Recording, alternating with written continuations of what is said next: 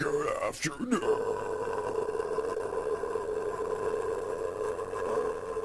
and welcome back to the Short Channel. Right now, it is 3:05 on the 9th of July, and today we're finally returning to the chapters playlist after so long. I think the last time, officially the date that we ended up recording the last one, as I was just watching the video, we recorded the very first one on the 22nd of December. Pretty early in the morning, we did that at the Murfreesboro location. So now, instead of attempting upload a chapters video, whilst we're maybe a little over halfway through 2023, instead we're going to be going back in time. We're going to be going all the way back to 2019, which I honestly resent myself for not getting all of this started, because now we're at 796 subscribers. But really, 2019 was probably one of the biggest, darkest for sure, just like Shadows Everywhere, as per the name, Chapter 19, Shadows. It was a very dark and ominous year. And after all, this was the year in real life. It was the eve of what nobody expected to happen. At least the average person around the world was not expecting for COVID-19 to become as big of an issue as it did and change the course of history forever. Whether the losses, the conspiracies behind the scenes, the reason it all happened, so much ended up occurring. And that's also why it's so haunting to look back on all of the music that ended up coming out in 2019, only for 2020 to be very uncertain. And that'll be a separate chapters video. But as we usually do, please consider checking out the CrossCore Patreon, which it's only $3 a month for all of the content that we have so far, including a new Bring Me the Horizon one-part reaction that Sony Entertainment UK just blocked immediately. We have a front-to-back session for Take Me Back to Eden and everything else you guys know about so far. And then, of course, I absolutely understand if even $3 might be intimidating for a small channel such as mine. So, if you want to participate and follow these playlists on Spotify, we have Haki Enomichi. That is the official translation for Path to the Rising Sun. This playlist and its correlating YouTube playlist on the Sean Cross channel.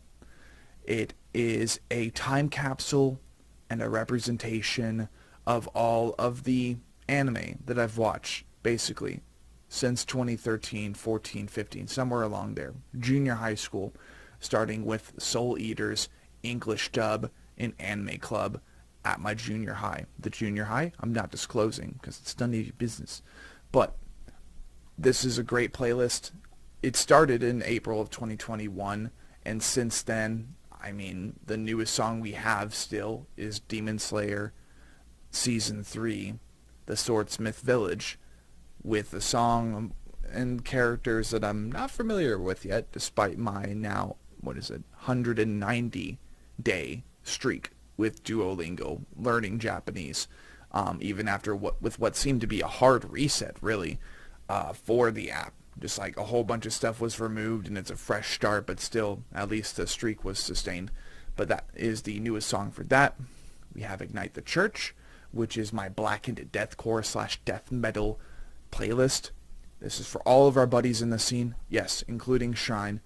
Not Enterprise Earth, not really. We got Shadow of Intent, we got Worm Shepherd, which are like our closest friends in the scene, really, if not Shrine of Malice. We got Nithful, The Archaic Epidemic, Disembodied Tyrant, Mental Cruelty, Awakened Providence, Souled Soul, Of Sulfur, Of the Betrayer, Heirs of Humanity, and so much more, as you just saw. And then, correlating with this video, really, we have Chapter 22, Trials and Error. That was for last year. That was for all of the lessons I ended up learning last year, all the life lessons and just the idea of being not one, not two, I think not even 3, but like 4 states away from where I was born and raised, learning how to more or less survive on my own, and being in a situation to where if things went bad, of course I would have the people that I live with. So that isn't to say they would leave me for dead, because that's not the case. But just that sense of independency and that sense of vulnerability, all of the different weather phenomenon that happened over there compared to Arizona, which is pretty isolated in its extreme hot temperatures, right? For those of you who are born and raised here as well, for all of my friends, AZ local friends, you know exactly what I'm talking about. But there were trials that I learned and many trials that I had to conquer, but there was also Error, the first song that I've ever released through Blind With It or Failures, which we are planning to do more content here for soon. That'll be really, really fun. And being that chapter 2019 is called Shadows, I think now would be a great opportunity to go ahead and use my new Philips Hue lights, and we are going to go ahead and make things pretty dark. I smile at the dead. So, really, we start with Cattle Decapitation's Death Atlas. Your cloak surrounds us, endlessly drown us.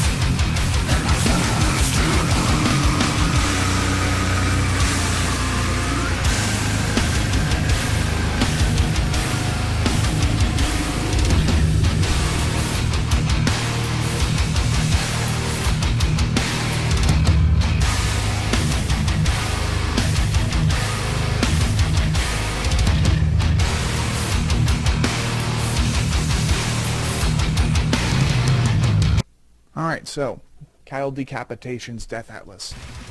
This was a very, very interesting album, and with all the other music in mind during 2019, Cattle Decapitation's Death Atlas was actually my thorough introduction to Cattle Decap. I had heard of this band before through their albums beforehand at the time, and I even had a couple friends recommend me albums to listen to, but in the end I never ended up checking them out. A good friend of mine, Michael Coleman, former vocalist of Apocalypse Pony, and I think new vocalist of The Exiled Martyr, can't confirm that though.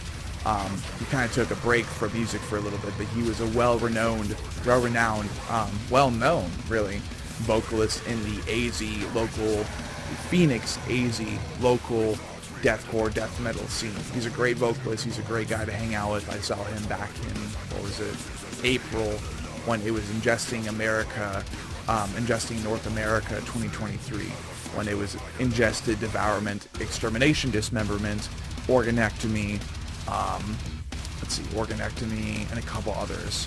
Because I know they had an even bigger lineup, but only 4 bands came in, and then Nuclear Remains, which is another AZ local, ended up opening up.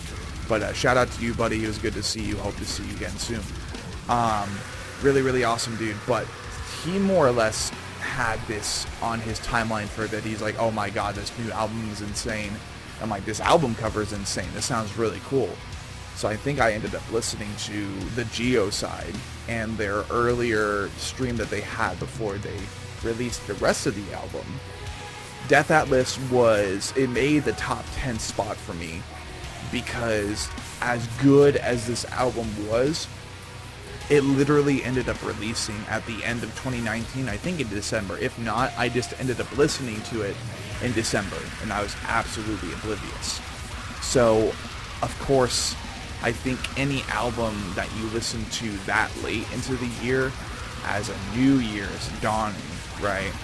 You love the album so much, but you already are so comfortable with the other 9 spots, for example, for this top 10 video.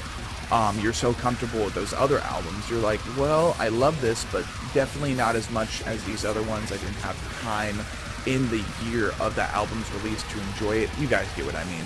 So, Death Atlas definitely made it to my top 10, and it is now one of my favorite albums of all time, speaking for slamming death metal, whatever genre really that you associate Cattle Decapitation with. this happens. This definitely landed as one of my favorite albums of all time in that genre.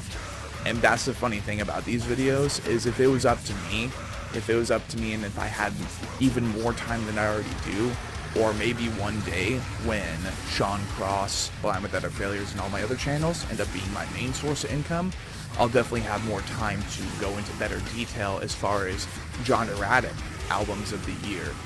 Speaking mainly for metalcore, deathcore, death metal, and then kind of miscellaneous genres, because I definitely don't participate in other genres as much, but the fact still remains. So, yeah, Cal Decapitation's Death Atlas was my number 10, and let's move on to number 9.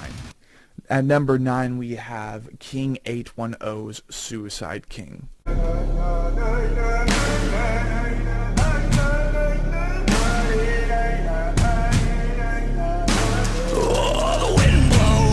Relieving the chain gang, the whole thing, the full moon, the war drum, looking for a pulse here, mother's got one. How far down can we really go? Maybe all the way, well I don't know, but when we get there, tell them I sent you, and I want the army back that I lent them. So, King 810, I'm not sure how many of you subscribe to my channel are familiar with this band. This is definitely an out-of-left-field band. This is a band that does not like to be renowned or known as being a favorite band to really anybody. They do not claim to be martyrs. If I remember correctly, their vocalist David Gunn has even been to prison.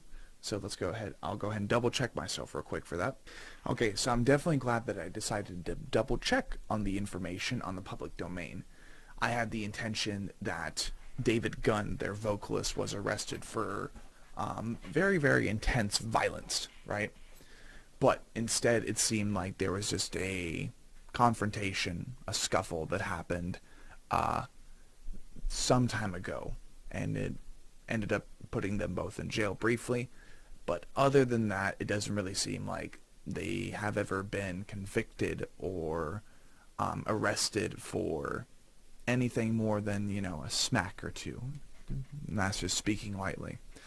This is definitely a band, though, where the music, the lyrics, they talk a lot about very dangerous and violent things. And I, myself, could never walk in the shoes that these musicians, that being David Gunn and Eugene Hill, those being the only two consistent members, I don't think I could ever walk a mile in their shoes, walk a mile in their lifestyle, because, well, I wasn't born and raised in Flint, Michigan, or any of these more kind of no man's land cities.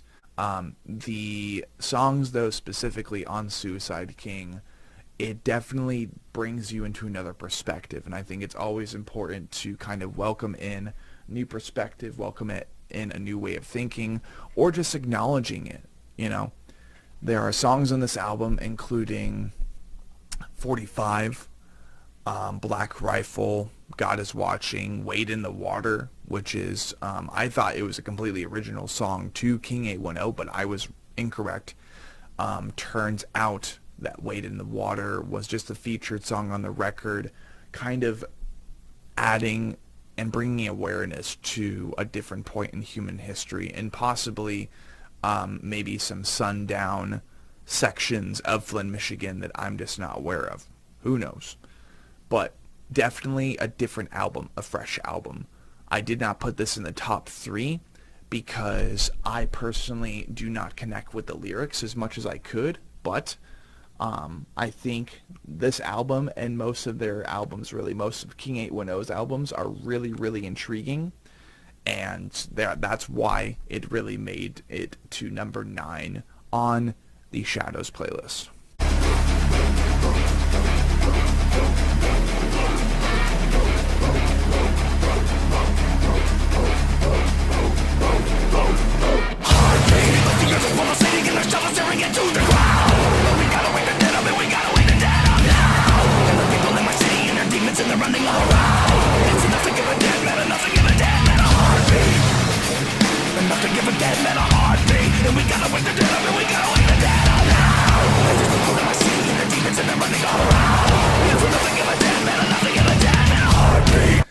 Number 8 on the Chapter 19 Shadows playlist would be Spite's The Root of All Evil.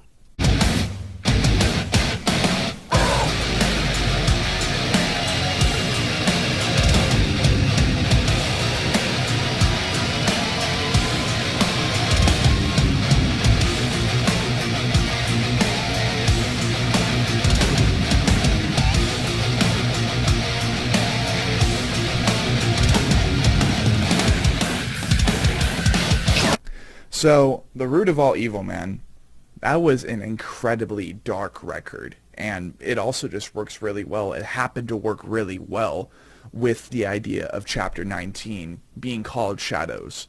Because overall, with this playlist, my hope, my goal is to kind of like, the same way that I've been doing the Under the Skin, or the Anatomy podcast, or just utilizing occasionally an almost like book analogy for just kind of describing my own identity as a music enthusiast, as a music lover. I don't know, it just worked really well. But, cycle back to the album. Spite's The Root of All Evil, though it was under the Modern Empire music label at the time, and this is a 4-year-old album, obviously all these are. The Root of All Evil was really, really fun. It was, I think, truly the Spite cult entry. Like, Nothing Is Beautiful and everything before was really culty as well, but this one just like kind of sold it. And obviously any album with a killer title track is just going to fit better in my pocket. It's going to stand the test of time in my overall and throughout my many chapters musically of life. But The Root of All Evil, lyrically speaking, there's so much going on here. And I love how consistently red this video has been so far. It's actually kind of crazy. But Judgment Day, All I Know Is Hate, The Offering, which is basically talking about a kid being possessed and not being able to take responsibility for anything occurring, including, I think, what is the offing of his own parents. Obviously, it's fictional. It's a fictional narrative. It's not real. So there's no reason to freak out regarding that. And then you also have what was kind of, I think, if I remember correctly, there's actually a secret track between two of these. I think it's between either 7 or 8 or 8 and 9. It was really cool. Or at least when I have on the physical CD, I think there are only 10 tracks, and Unrest was like a secret track. So it's on the public domain. It's available on Spotify. Maybe I just misinterpreted it as such, and it was always there. But I love The Root of All Evil. Every track on here is still a banger to this day. With The Root of All Evil just having a funky and just like kind of dance-friendly vibe going on with it. It's a good old break song when it comes to being in the pit and maybe destroying someone to kill or be killed. The Root of All Evil is a nice break. So therefore, that is my favorite track on this record. And yeah, let's go ahead and move on to 7.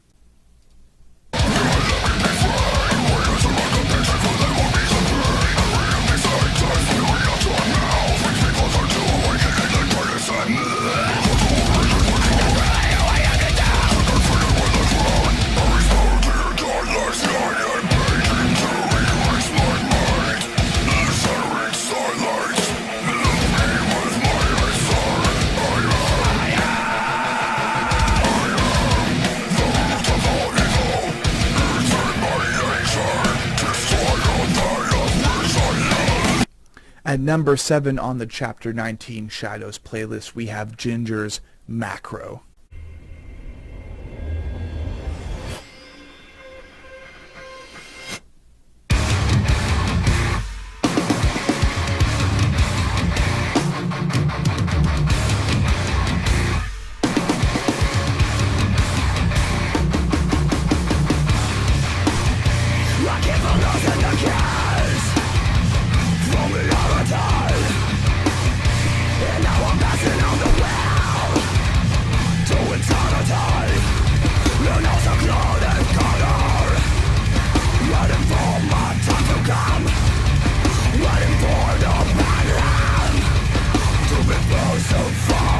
So Ginger's Macro was obviously, it ended up being on this playlist, so it's one of my favorite albums of 2019, but also where there was the micro EP with Teacher Teacher and a couple others. I think Perennial was on there as well.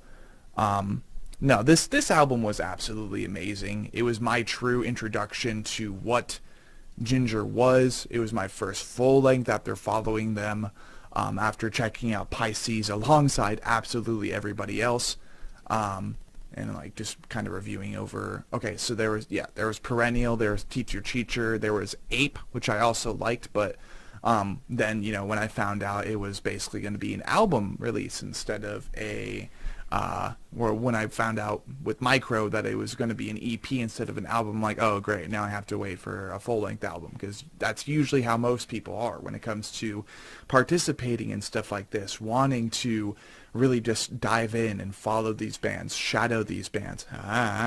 But Macro was a great album. It was such an awesome introduction to this band. I love the album cover as well. Let's go ahead and check that out. Like, look at that. And that was hand-painted, too. This was hand-painted. Gorgeous. Absolutely gorgeous. This band, Ginger, amongst other things, they are from the Ukraine. So, when everything kick-started last year, what is one of the biggest tragedies in the world, just the fact that it's gone on for so long, and it's basically a massive bullying scheme by Russia, trying to beat Ukraine into submission, into wanting to become a part of Russia again, break them down to their knees, make them submit. Amongst other things, it was very, very heartwarming to know that this is basically one of the biggest bands in Ukraine right now. Even with all that in mind, it's like you got to find your silver lining. You got to find something positive in all of that chaos and all of that hell, really. And back in 2019, I mean, after all, with Pit of Consciousness, just the imagery behind it that you guys saw before with the Pit of Consciousness music video, there was Judgment and Punishment, which was more of like a reggae / new metal / metal, extreme metal mix. There was Retrospection, which was mostly, it starts out in Ukrainian. It starts out with their local language, Ukrainian. I thought that was really cool. There's Noah, which utilizes the story of Noah to kind of like bring awareness and just like provide perspective on the chaos ensuing that has been ensuing for most of their lives over in Ukraine. You got Perennial, or Perennial backwards, which I'm not even going to try to say that. There was The Prophecy. There was Home Back, which was such a great record. Or like not such a great record. It was such a great song. One of my favorite songs by them, which literally talks about having to run and hide from the Russian infantry as they're storming Russia, or they're trying to storm Ukraine, take over Ukraine. And, is that an angel? Is that a siren singing? No. It's a siren screaming. Like, is it a, what was it? Is that a siren, as in a mythical siren singing? No, it's a siren screaming, because it's time to take cover. And this house is not our shelter anymore, because missiles came through and, like, just boom, gone. Like, it just sucks. I can't even imagine being in these people's shoes.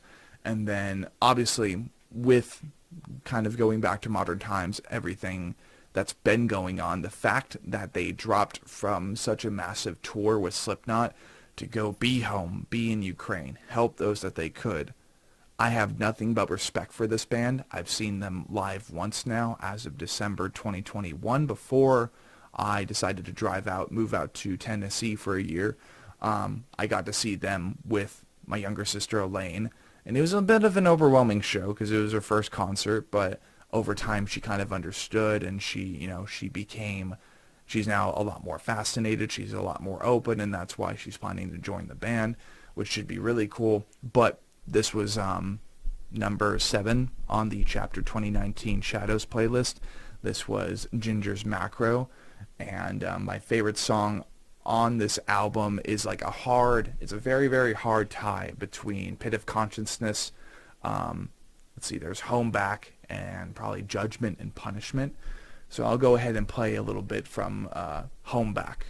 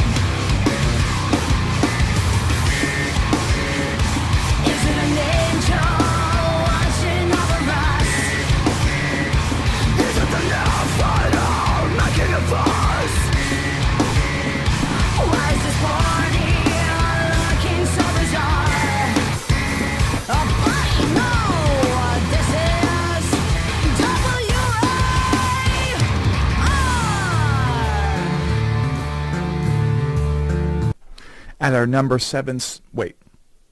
on our number 6 spot on the album, we have Whitechapel's The Valley.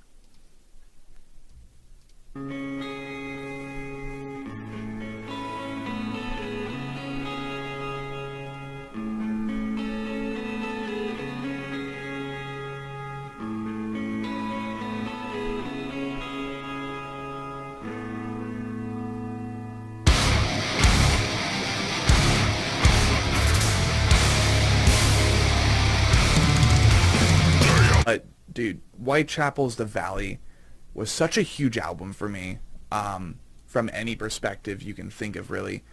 The Valley was an introduction to a new, more personal, more raw side of Whitechapel, bringing awareness and just kind of vulnerabilizing Phil Bozeman, him being able to provide his story, turn it into songs regarding his personal life, and what he described in the Valley synopsis and other interviews, press, media coverage, all that. This was the Bozeman family has basically been hunted, and people have been on a witch hunt for this family for generations. And with that, obviously, when you even think of that term, when you think of those words, you're like, okay, witch hunt, that means they are being provided prejudice. They are being pursued relentlessly. For what reason? Who knows? But with the songs on this record, including When a Demon Defiles a Witch, Forgiveness is Weakness, Hickory Creek, Black Bear, We Are One, The Other Side, Loveless, and Doomwoods.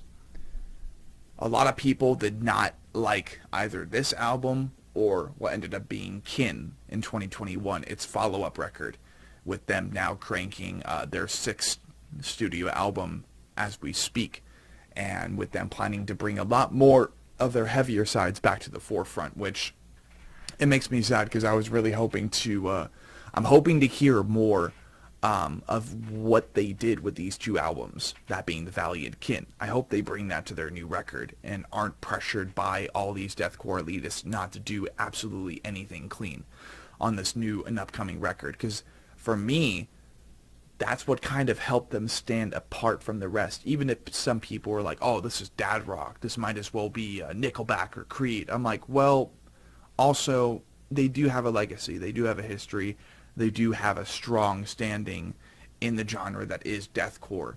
But is it just because of Phil Bozeman? What else do they bring to the table that makes them so different from all of these franchise deathcore bands? For me, it was The Valley and Kin. I listened to these albums even just last year. This album releasing in 2019. I listened to this record and Kin back to back a lot of the time when I was over in Tennessee, because they're from Knoxville. Sure, I was 3 or 4 hours away from where they first got everything started, where they first established their legacy.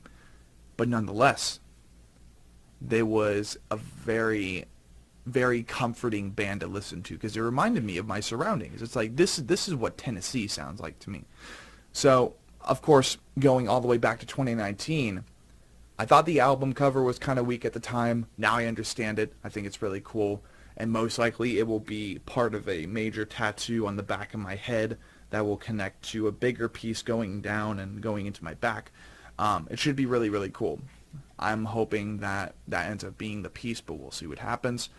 Because I want to get at least a couple eyes done, and I think, amongst other things, the valley's perspective, which that's the symbolism for me for eyes, is just perspective. That's why there's an eye at the center of the Anatomy Crosscast as logo. It's because it's my perspective with my cross in the middle as the pupil, right? Perspective is everything to me. Learning people's stories, people who are willing to be vulnerable, put their heart on their sleeve, tell their story, not hold anything back. I admire that type of lyrical work with everything that I am, everything that I could possibly be as a lyricist, because that's exactly how I plan to write my music. Of course, without name dropping or providing unnecessary details that could make certain individuals uncomfortable or even cause lawsuits, because I understand how that is. But yeah, nonetheless, the Valley, it definitely made it onto this list, and it made it closer to the top 3 of that year, but this was also the first entry like this for Whitechapel. And at the time, I mean, things were already dark, and I was listening to everything else that I was. I mean, let's check out the release date on this, that being March 29th, 2019. Okay, so, I mean, it could have made a higher spot, and if I don't know, I don't think I would adjust its place on it, because I wasn't listening to this album as much as other bands, as much as other albums that year, but it still stands the test of time. I really do want to get the Valley and Kin on vinyl someday if I can, and my favorite song on this record, despite everybody else's criticism, has to be Hickory Creek. I thought it was really interesting for a deathcore band to do basically an acoustic song and have it be kind of southern themed, have a southern twang to it. I loved it. So here is Hickory Creek, and let's move on to the next one.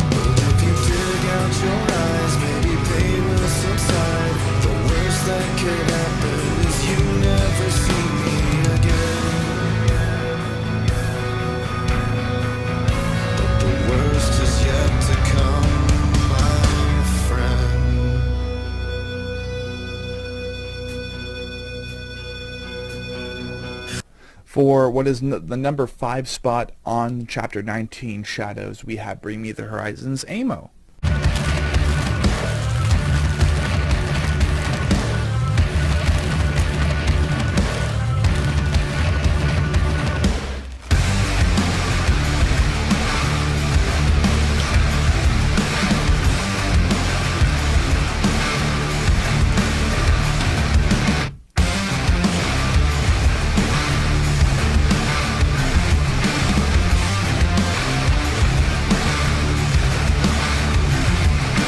A fresh album.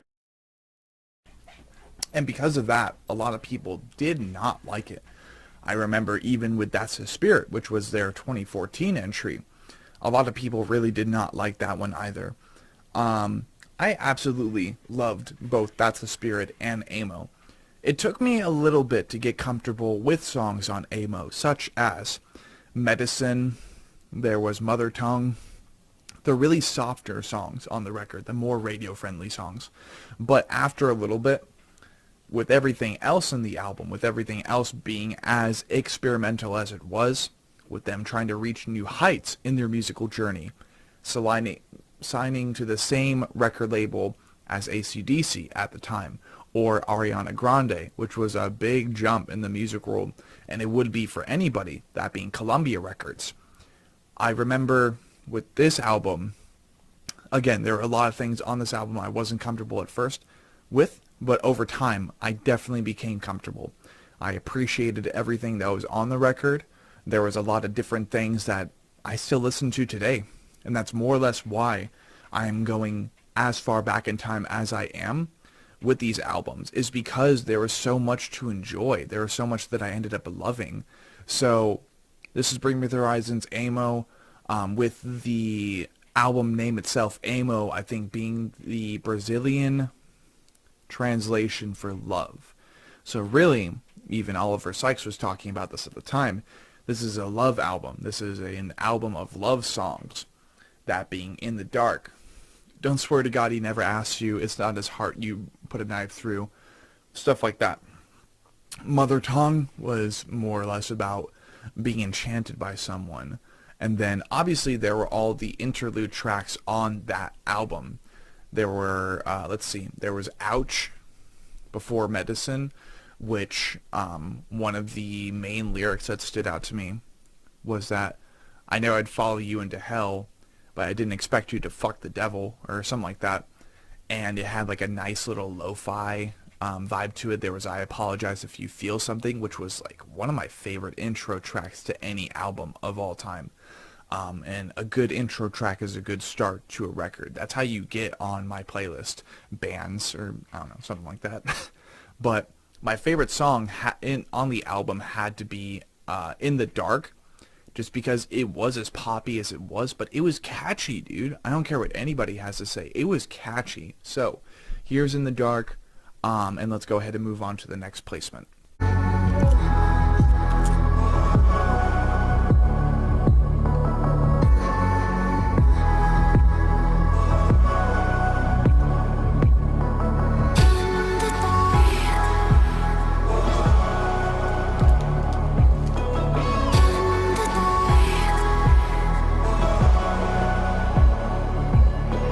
For our number 4 spot, we have While She Sleeps Is So What.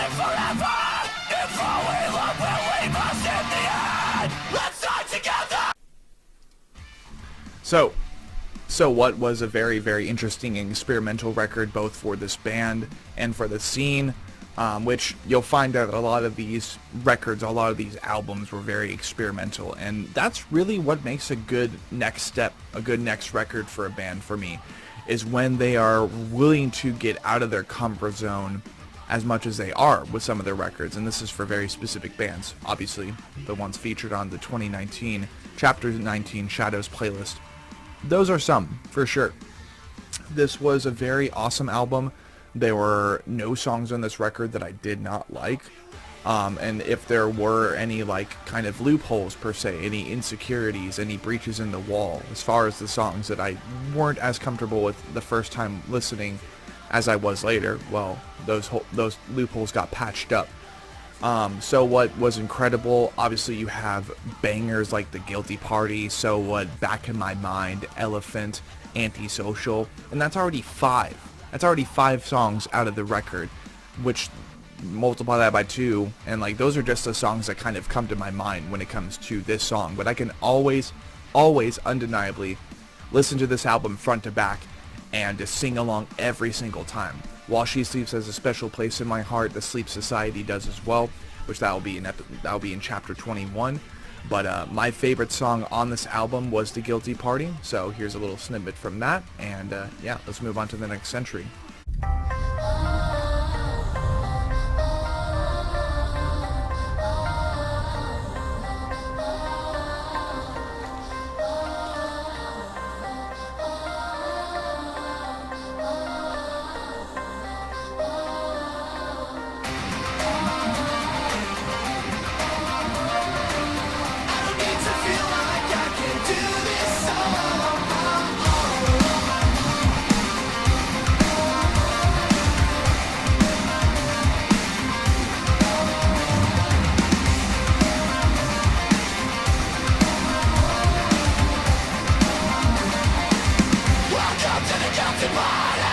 Entry number 3, or the third place, would be Shadow of Intense Melancholy.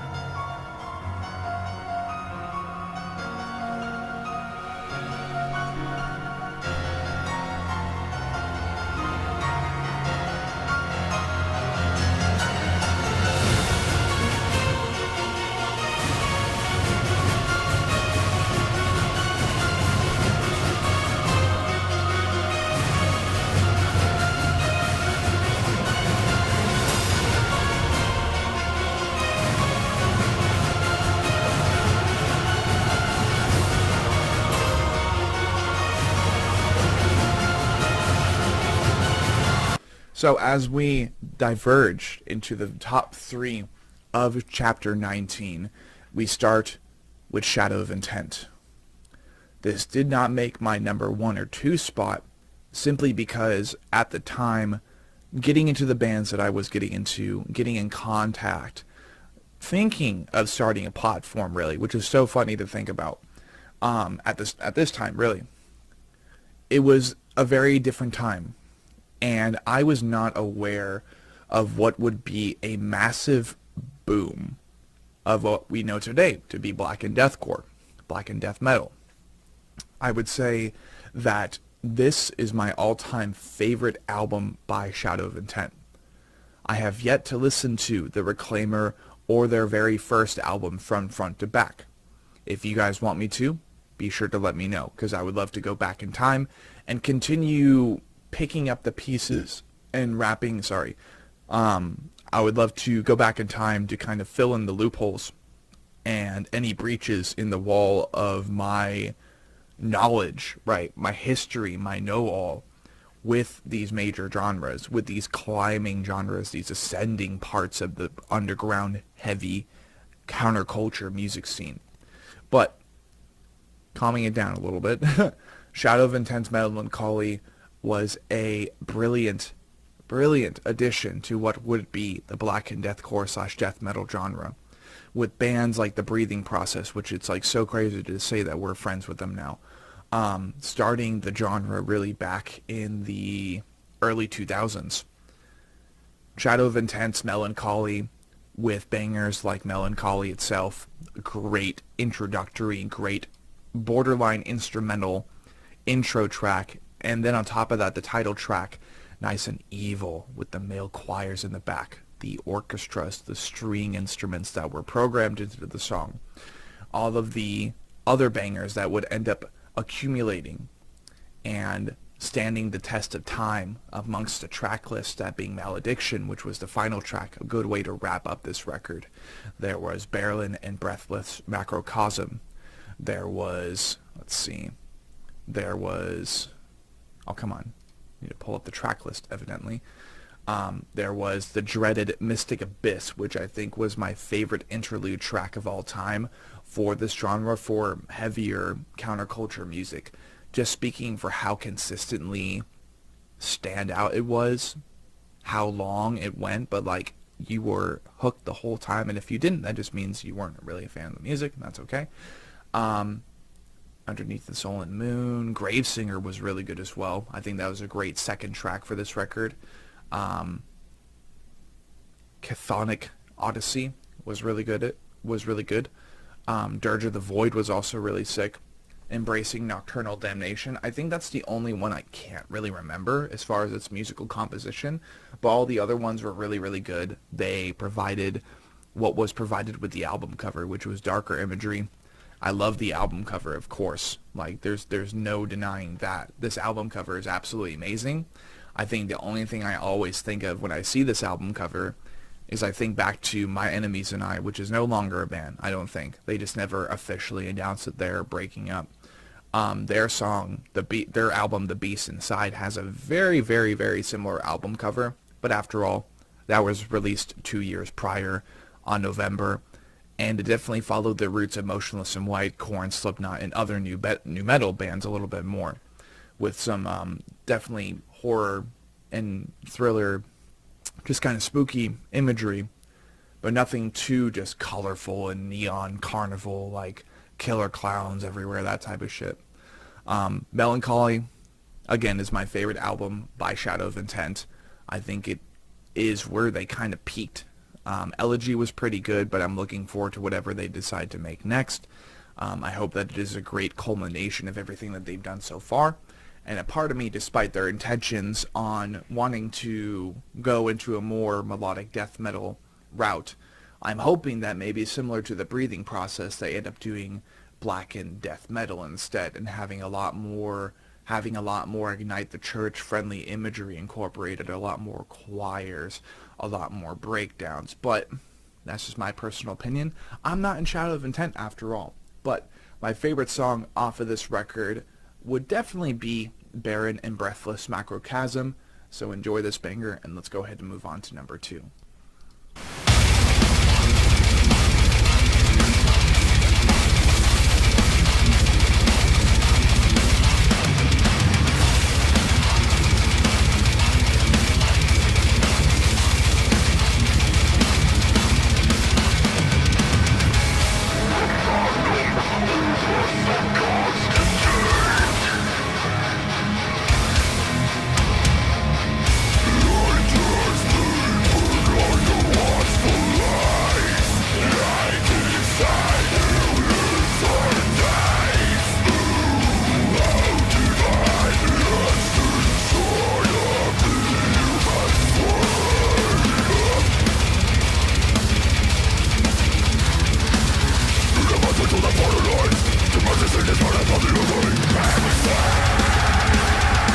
At number 2, we have Enterprise Earth's Luciferus.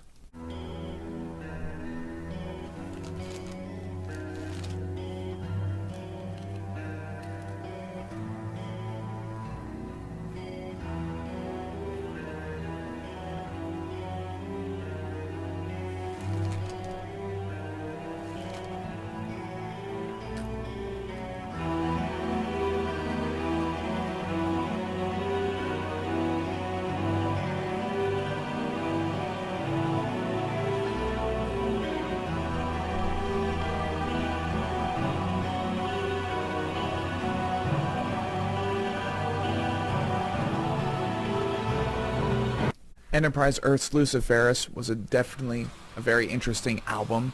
I think it stands the test of time really well.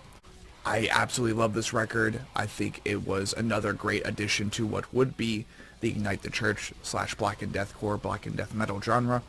I think the imagery in the album cover is absolutely genius. It is unrivaled.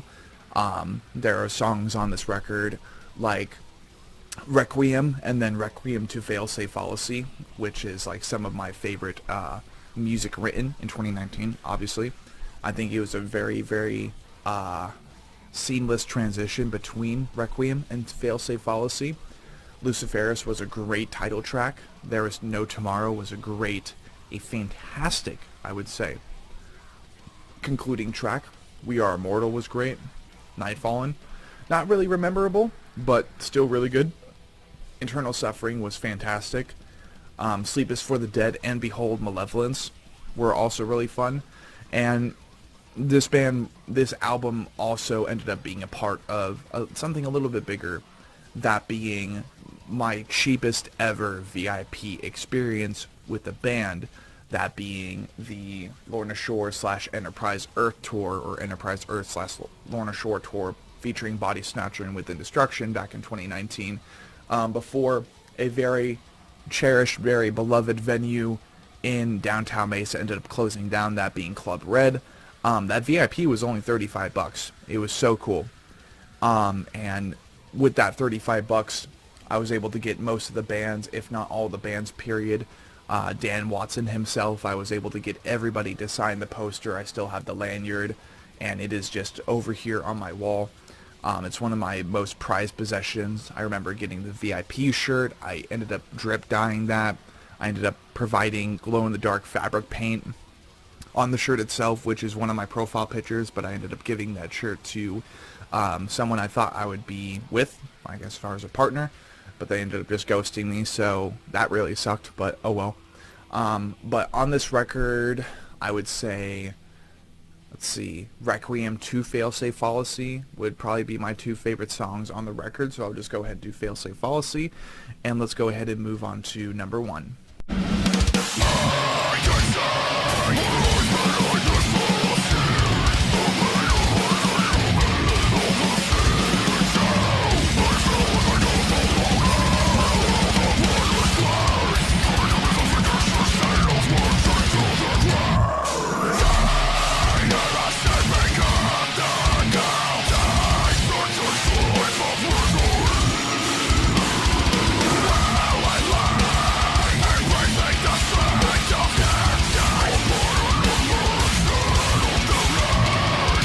For one of 8 of our honorary mentions, we have Infinite Annihilators, The Battle of Yaldabaoth, or Yaldabaoth, otherwise known as The Boy.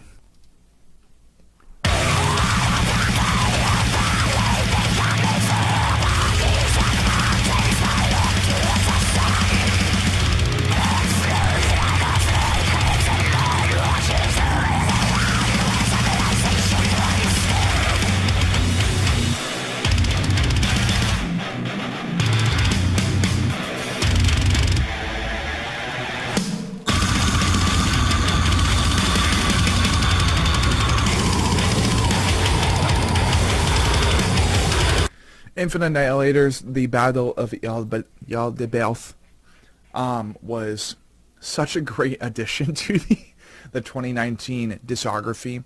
It had been such a long time since any of us had heard anything because of their prior record before The Boy, that being The Egg, if I remember correctly, and that released in 2016. So, The Boy, I think, was a great addition to that Ignite the Church feel.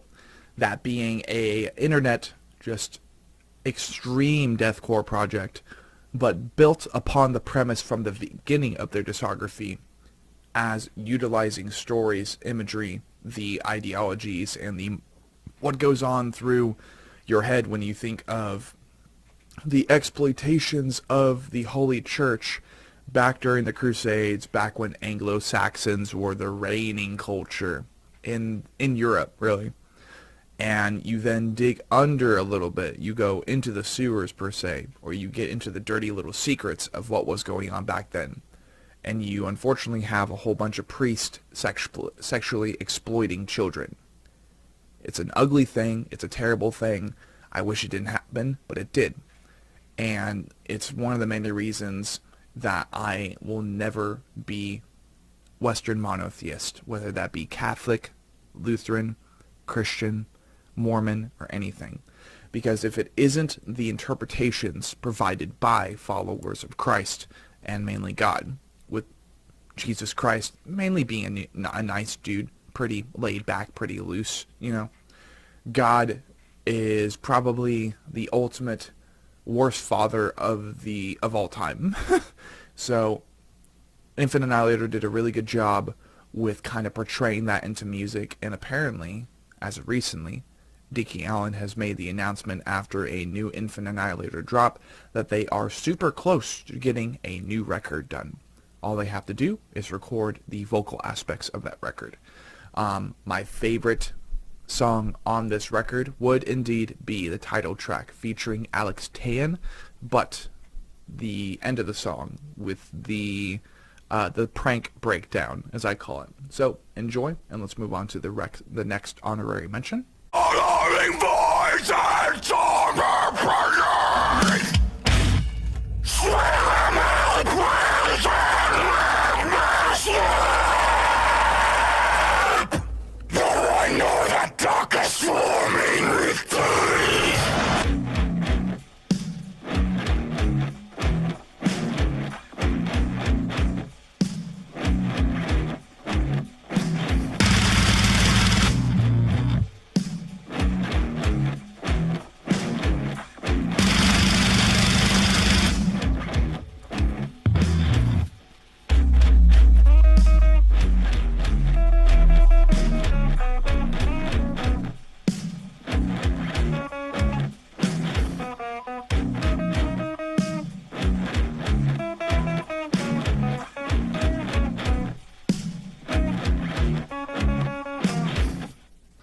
Next amongst our eight honorary mentions for Chapter 19 Shadows would be Wage War's Pressure.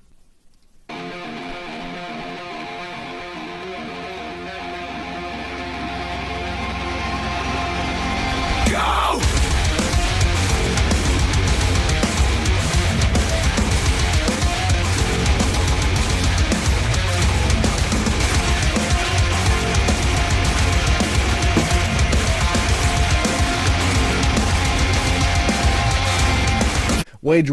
Wage War's Pressure, released back in 2019 through Fearless Records. Wage War, man, is one of those bands to where I know lyrically almost every single song that they've ever made, because Wage War was very important to me when it came to learning how to do my vocals, whether between Cody Queisted or Britton Bond. Their combination of more higher, I wouldn't say nasally, but I kind of would, nasally tone with Cody's clean vocals, and then Britton Bond's wide variety, vocally speaking. It really helped me learn how to do a lot that I'm able to do today for my covers. So I have a profound respect for this band, and I hope that one day, through the right opportunities, I'm able to get Britton and Cody both to feature on a future Blind Without Our Failure song. I think that would be really cool. Pressure was a step in the right direction. It was another experimental record. This was a record to where it made sense to market it as experimental.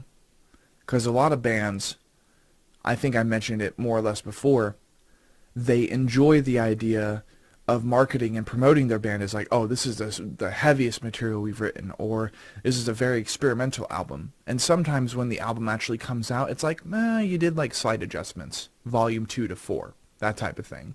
Just slight tweaks in the music. And for some fans, it's consistency is key when it comes to just the discography. But I think the best thing is when a band, an artist, really does just 180 or even a 360 turn, which 360 would mean full circle, going back to the same formula in a certain perspective. For me, it's very important that every album that I listen to by a band sounds profoundly different. To be honest, it's nice to have an identity, and not like Blind Without Our Failures has an identity at all. Yet, more or less, it's meant to be a combination between beatdown, slam, and some heavier bands in the metalcore world, that being Silent Planet, While She Sleeps, Make Them Suffer, etc. There's always that sense of identity, and there's that journey of finding what makes Wage War, and I think Pressure was the greatest example of everybody kind of walking in a different direction, but as Wage War. So Pressure was absolutely one of the honorary mentions. It would have made it to my top 10, but Chapter 19, or 2019 really, the year 2019, and going forward from that year, that was very much me getting into heavier genres of music. And you guys will see the number one for me of 2019 with time, but not too long from now. My favorite song on Pressure probably has to be The Line. either The Line or Low, which are back to back. So let's go ahead and check those out and then move on to our next honorary mention.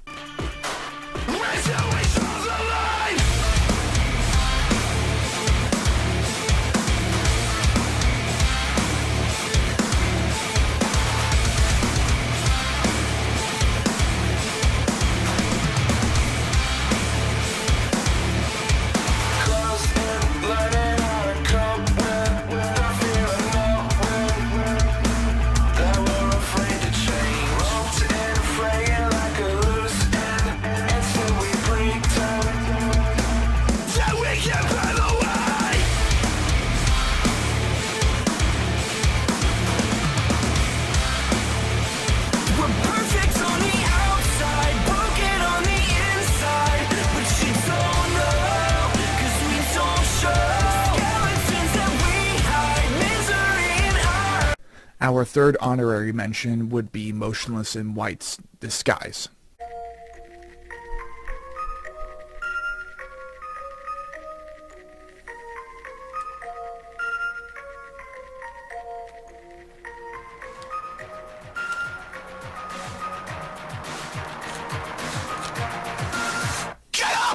Alright, so Disguise was a really, really fun album. And I think the only reason it didn't make it to my top 10 is because there were only a couple songs really on the album that like really, really pulled me. That being Disguise, it was a great title track. There was Undead Ahead 2, the Headless Horseman, which they did a really, really good music video for. There was Thoughts and Prayers, because obviously that one is ridiculously good. There was, I'm trying to figure this out. There was Code, that was pretty good. There was Brand New Numb and Broadcasting from Beyond the Grave, Death Incorporated. Those were all pretty good songs, but I don't know, something about this record didn't really pull me as much. It was pretty good, but I think even now, after scoring The End of the World, I think they really have yet to return to an aesthetic, and they really have yet to return to and kind of solidify, go full force into more of a spooky theme, a spooky aesthetic. Like, they just need a little bit more of a nudge.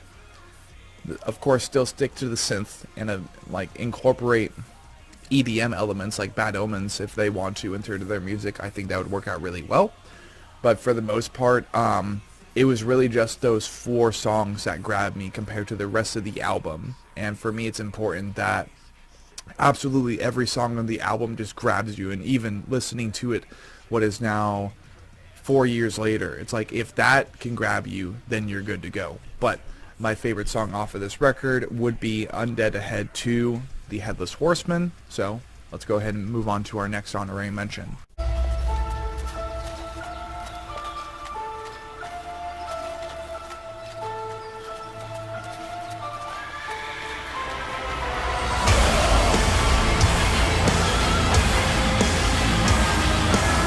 Our fourth honorary mention for Chapter 19 Shadows that will still be making it onto the playlist, just not in the top 10, would be Fit for an Autopsy's The Sea of Tragic Beasts.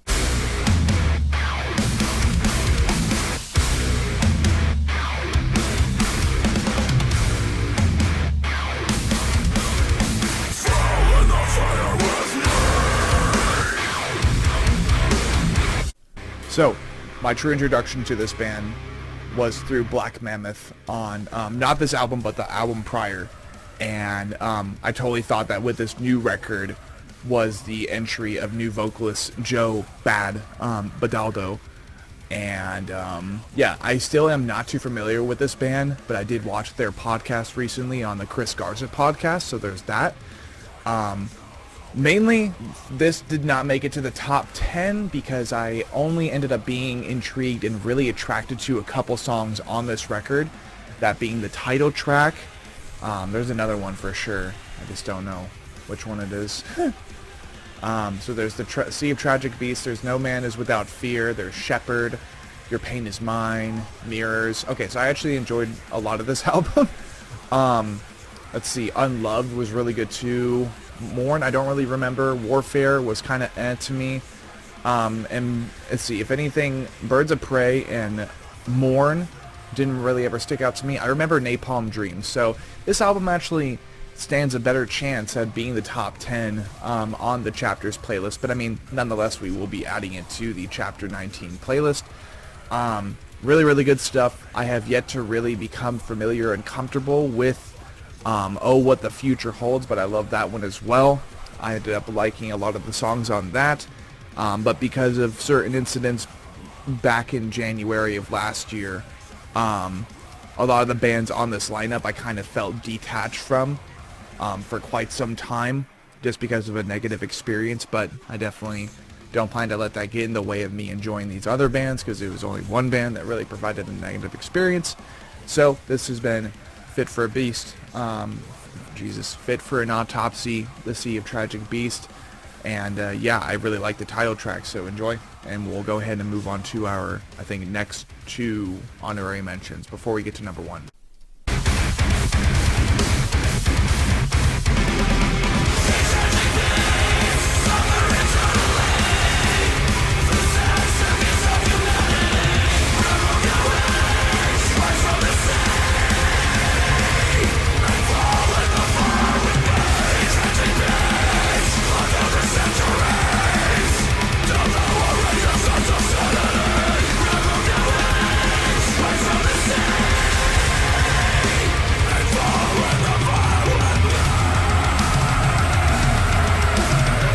Our third to last honorary mention for Chapter 19 Shadows would be Varial's 2019 album, In Darkness.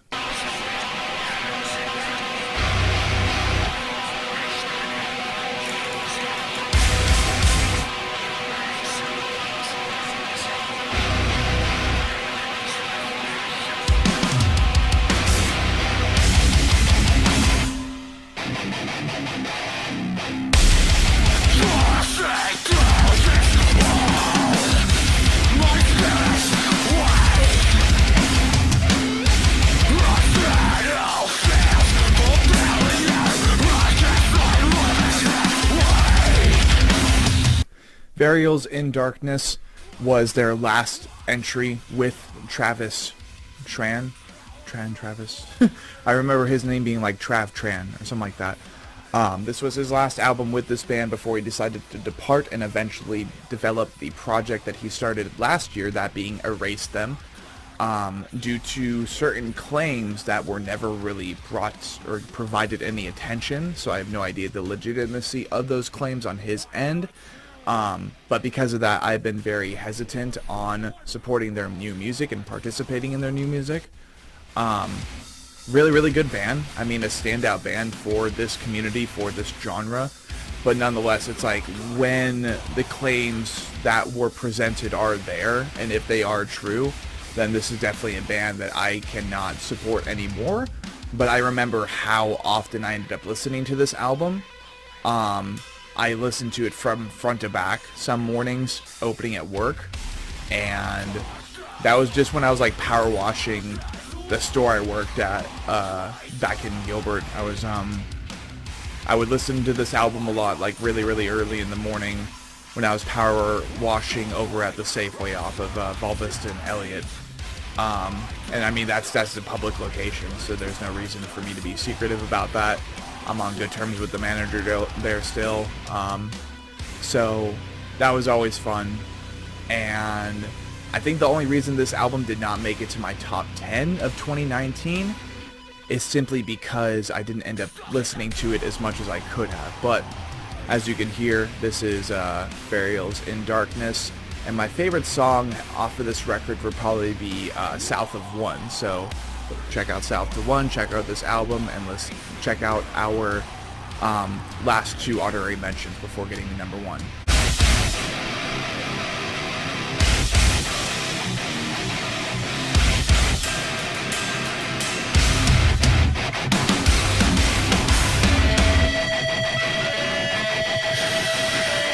My second to last honorary mention of 2019 for the Chapter 19 playlist would be the Angel Maker self-titled album.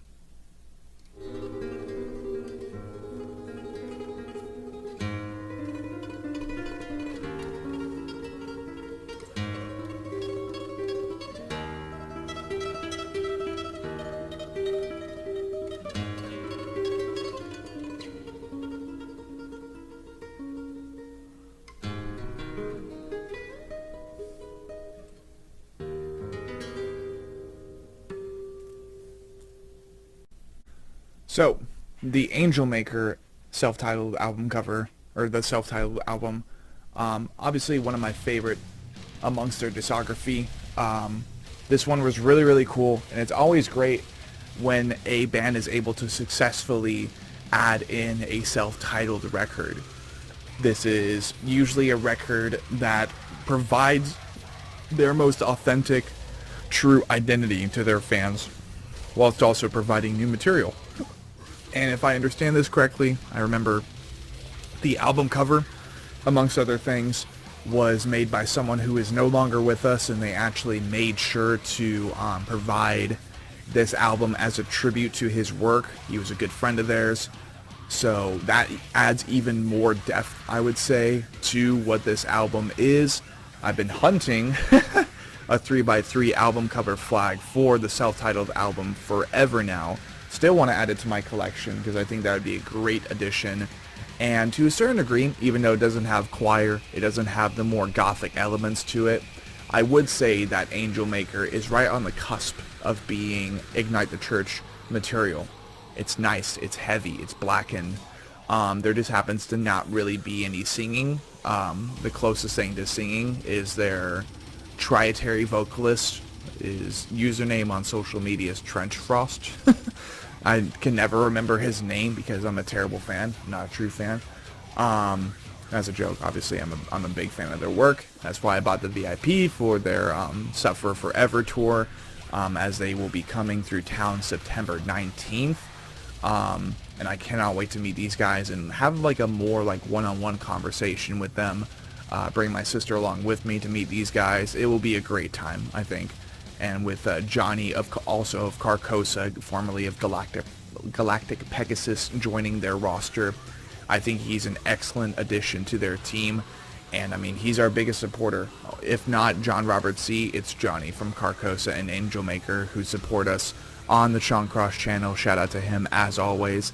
So, musically speaking, this didn't really make it to my top 10 because there were only a couple songs on this record that I really, really ended up enjoying. The intro, Delore, the first track, technically, I Long for Rest, The Veil.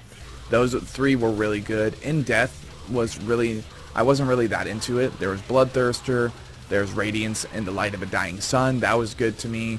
There was Ad Victoriam, Requiem, Tempest, Hollow Heart with My Body Is Not Whole being the interluding track for that. I thought that was really good. And Eternal was great, but like it was really, really, really Delore, I Long for Rest, The Veil, Radiance in the Light of Dying Sun, Tempest, and Hollow Heart that stood out to me the most. And that's still a pretty good chunk of the album, but I don't know. I guess there were a couple elements that didn't click with me as much as the other albums mentioned in this video. So there's that. And yeah, my favorite song obviously is Hollow Heart, so enjoy a little clip of that. And let's get to our last honorary mention.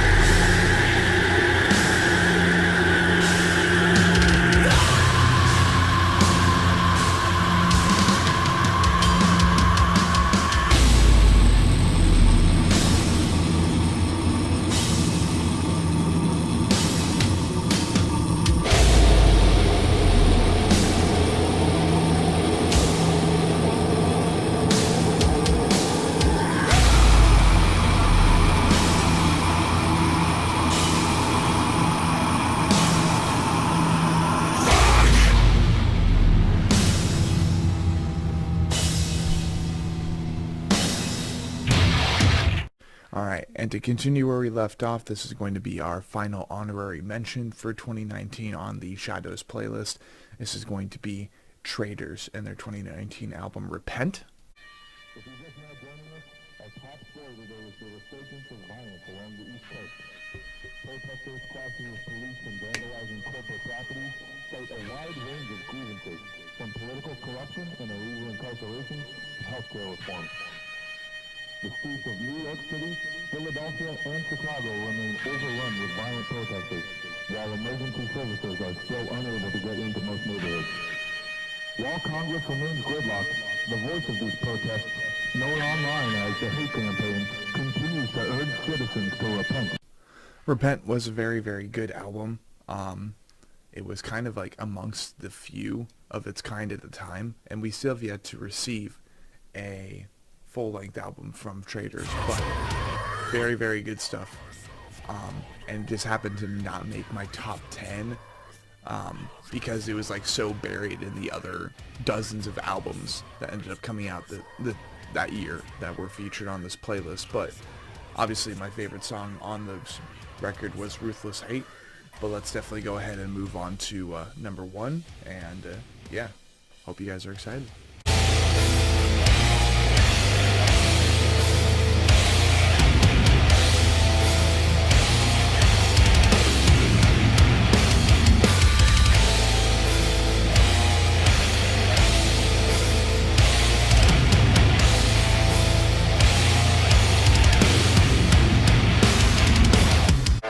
I actually completely forgot about one of my honorary mentions of the year, and that was Signs of the Swarm's Vital Deprivation. So let's go ahead and plug that real quick.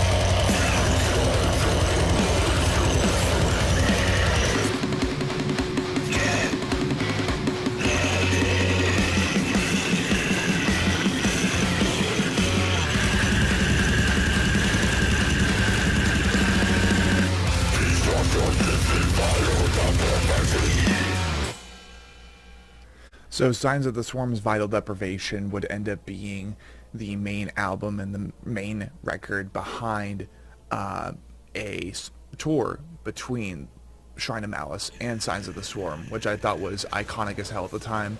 And then obviously with the song playing in the background, that being Tempting Death featuring Tom Barber, and also this being Signs of the Swarm's very first album with David Simonich.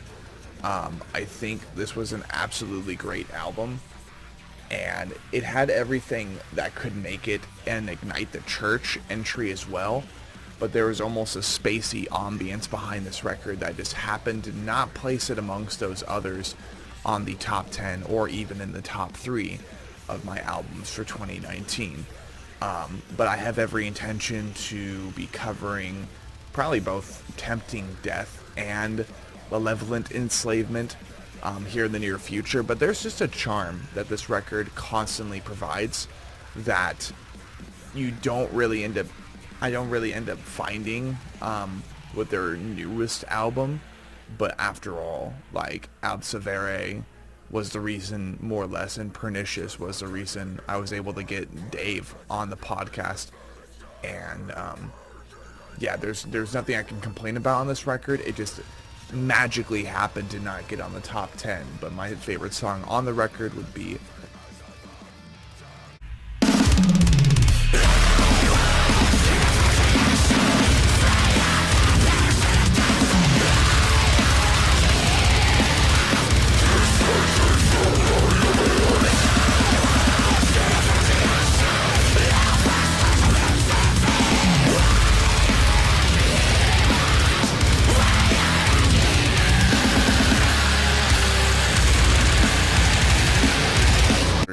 this, but my number 1 favorite album of 2019, one of the darkest, one of the cultiest albums of that year, one of the consistently heaviest albums of that year, and the last full length that we've received from Shrine of Malice, that being Sheol.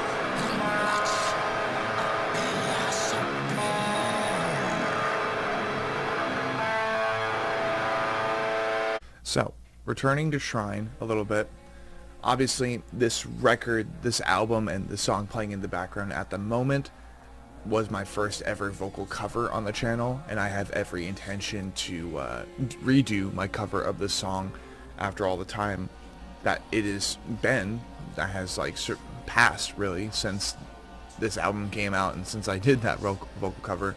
But dude, Sheol, man, by Shrine of Malice was probably one of the cultiest albums of this generation, and it just holds a very special place in my heart, as well as the connection I ended up making and sustaining with certain members of the band. One of the only, like, there's only one person that made this record that I have absolutely no intention on making any positive connection with, but that's just being as polite as possible regarding the matter. But every single song on this record, I have every intention to cover one day, including covering Kiss of the Wind again. Obviously, recently on the channel, I've done covers for tracks such as The Left Hand and Tome of Hellfire. So I think Carnal Beast and Kiss of the Wind will be next, but eventually I plan to cover every song on this album. And from what ended up happening back in 2020, their eventual downfall, their brief cancellation, and their exile really from the music scene, for me, that's also what kind of adds to this record. Oberith is next, and they also have new material. They sent me their newest song recently, and that was really sick. So my connection with this band now sustains the test of time and stands the test of time, and I cannot wait to see what the future of this band holds as they decide to embark onto an alternate path and continue building up their following, whilst also participating in other projects, and that's most members of the band really. That being Josh Knoll with Knoll Soundworks, how he's just in general helping other bands write music, and then James, good old Joker, is also helping him write music for other people. That way they can start making a little bit more money and also just participate in other projects in the scene, that being Possession with Intent, Mark of the Altar, and those are just the ones I can remember at this moment. And obviously Greg is a monster in the best of ways. He's one of my favorite vocalists of all time. He's my vocal coach, one of my only consistent vocal coaches, and I've learned a lot from him as far as vocal control, my methods, and I even learned how to do my highest kind of shriek slash skrill from him. So this album is very close to me. I've listened to it from front to back at least 20 times now, if not so many more times, and I have every intention to continue that level of just devotion to the shrine per se. But my favorite song on the record would probably be either Infernal Darkness or Tome of Hellfire, so I'll go ahead and play that. And yeah, I mean, that is the end of the Chapter 19 Shadows video, really. This was a longer one, but it's because there was so much music that came out that year. So enjoy a little bit of Tome of Hellfire.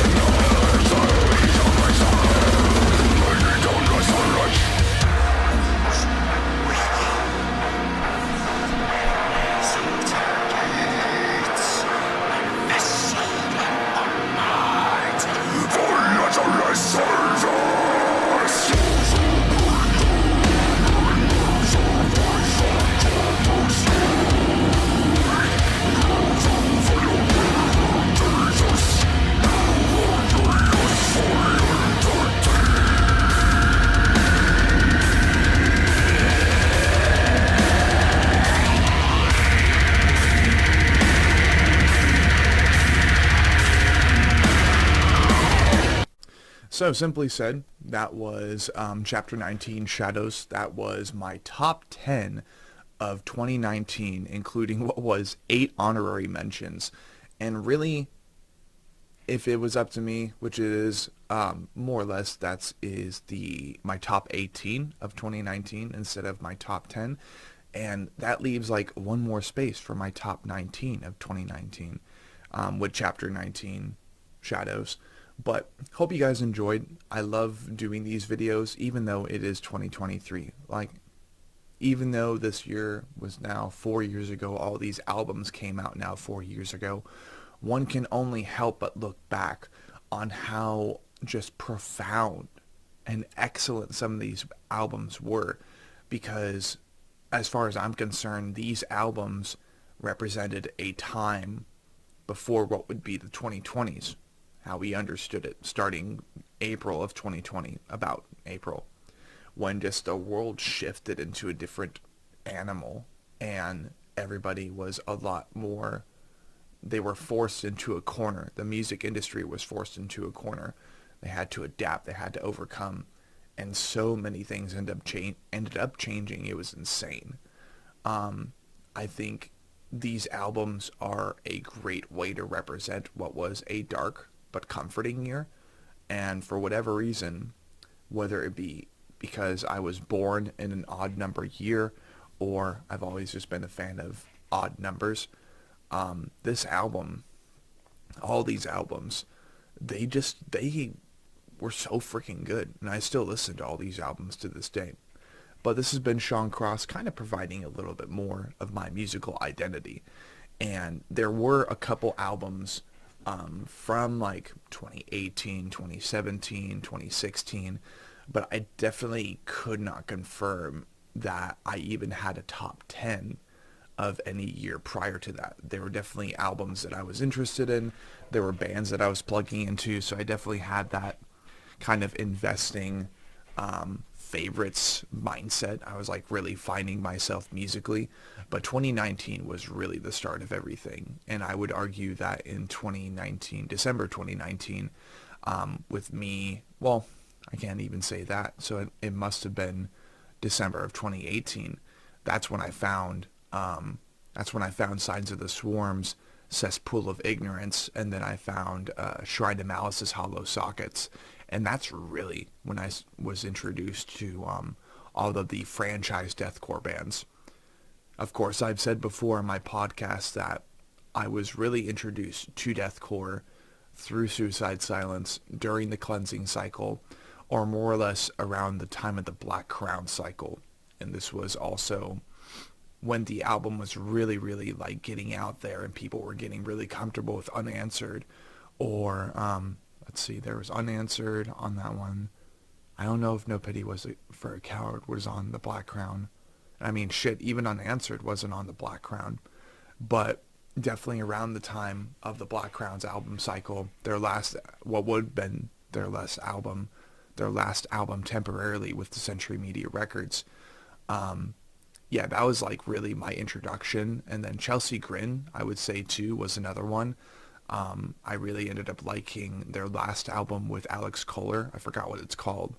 And then, in 2018, that's when Tom Barber came in. And then there was the great vocal exchange, or great vocalist exchanges, as I call it personally, when it was C.J. McCreary going from Signs of the Swarm to Lorna Shore, and then Tom Barber going from Lorna Shore to Chelsea Grin, and then Dave Simonich going from Improvidence to Signs of the Swarm.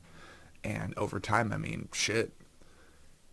Let's see, CJ, obviously he was kind of dethroned from Lorna Shore due to like creative reasons and also the allegations. And then, let's see, I have a feeling in the near future that Tom Barber might end up like jumping down from Chelsea Grin to do Darko full time. And I would actually kind of prefer that, with Josh jumping down from Spite, or kind of making his leave from Spite to do Darko full time. A part of me is hoping that Tom Barber ends up doing the same thing, but we'll see what ends up happening.